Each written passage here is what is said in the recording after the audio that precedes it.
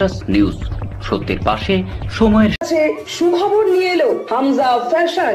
Hamza fashion, এখানে আপনি পাবেন মহিলাদের জন্য অত্যাধুনিক সাজ পোশাক, আছে কুর্তি, লেহেঙ্গা, শাড়ি, স্যুট, নকাব ইত্যাদি। আমাদের ঠিকানা Asansol GT Road, Eastern Railway High স্কুলের বিপরীতে। তাহলে আর দেরি কেন, এবার পুজোতে আপনারা সবাই চলে আসুন হামজা ফ্যাশনে। ন্যায্য দামে নিয়ে যান আপনার পছন্দ মতো জিনিস। নিউজ সত্যের পাশে সময়ের হত্যা মামলার 1 মাসের মধ্যে 10 জনের মধ্যে 8 জন গ্রেপ্তার।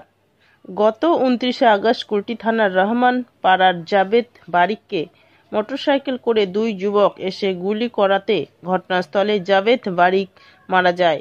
শনিবার সাংবাদিক সম্মেলনে আসানসোল দুর্গাপুর পুলিশ কমিশনারেটের ডিসিপি সন্দীপ কারারা পুরো ঘটনার বিবরণ জানান। জাবেদ বাড়ির খুন হবার কয়েক ঘন্টার মধ্যে পুলিশি তদন্তে নামে এবং পুলিশ প্রথমে একজনকে গ্রেপ্তার করে তার কাছ থেকে খবর নিয়ে পুলিশ জলপাইগুড়ি থেকে তার বোন ফারাহা নাজকে গ্রেপ্তার করে। পুলিশ তদন্তে নেমে জানতে পারে শিলিগুড়িতে তাদের পৈতৃক একটা সম্পত্তি নিয়ে জাবেদ বাড়ি এবং ফারাহা নাজের মধ্যে দীর্ঘদিন ধরে অশান্তি চলছে।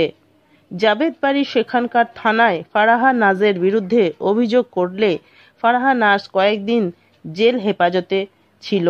ফারাহা নাজ পরবর্তী সময়ে তার স্বামী মোহাম্মদ আসিফকে জাবেদকে মারার পরিকল্পনা তৈরি করে কথা মতো মোহাম্মদ আসিফ চাঁদ উরফে সৈয়ফ আলী কুরসিকে সুপারি কিলারের খোঁজ করতে বলাতে চাঁদ 5 লক্ষ টাকা দাবি করে এবং রেলপাড়ের আদিল আলম ও মোহাম্মদ সোনু উরফে মোহাম্মদ এতেশামকে দিয়ে গুলি করা হয়।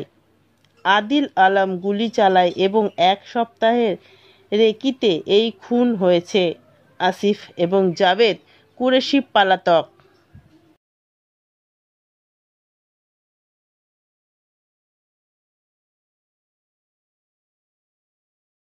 রাস্তার উনি হাঁটছিলেন, ওনাকে একটু শুট করে মেরে দিলেন, এক্সপায়ার্ড। তো তারপরে আমি ইনভেস্টিগেশন শুরু করলাম, আমার টিম ইনভেস্টিগেশন শুরু করলো। খুব শীঘ্রই আমি লিড পেয়ে গেলাম। তো আফটার ইনিশিয়াল ইনভেস্টিগেশন আমি আইডেন্টিফাই করলাম কি ইন্তেকাব আলম বলে একজন একটা প্ল্যান করলেন। তো ওনাকে অ্যারেস্ট করলাম। ইন্তেকাব আলম জানালেন কি এই প্ল্যানের পিছনে আর কোন কোন আছে। তো তার বেসে আমি ফারাহা নাজকে অ্যারেস্ট করলাম। আর ওখান থেকে আমি জানলাম কি এই যে জাবেদ বাড়ি আর এই ফারাহা নাজ এনার মধ্যে একটা জমিন জায়গায় নিয়ে একটা গন্ডগোল ছিল।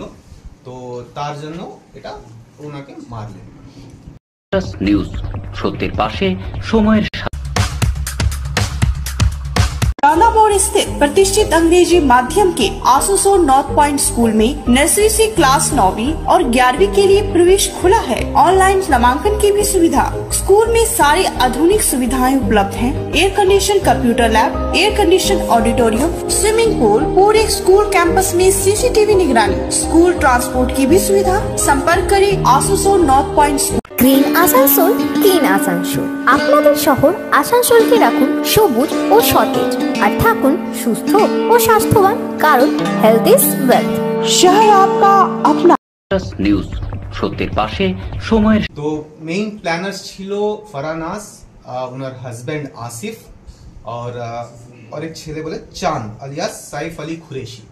ইনি মেইন প্ল্যানার্স ছিলেন। আসিফ চাঁদকে বললেন কি আমার জন্য একটা শুটারের ব্যবস্থা করে দাও, তো আমাকে একজনকে মারতে হবে। তো চাঁদ অ্যারেঞ্জ করলেন। আর মেইন শুটার ছিল আদিল আলম, মোহাম্মদ আদিল আলম, 20 বছরের বয়স। আর বাইকের পিছনে ছিল সোনু, ওনার ডাক নাম সোনু ছিল, মেইন নাম আছে এহতেশাম, মোহাম্মদ এহতেশাম।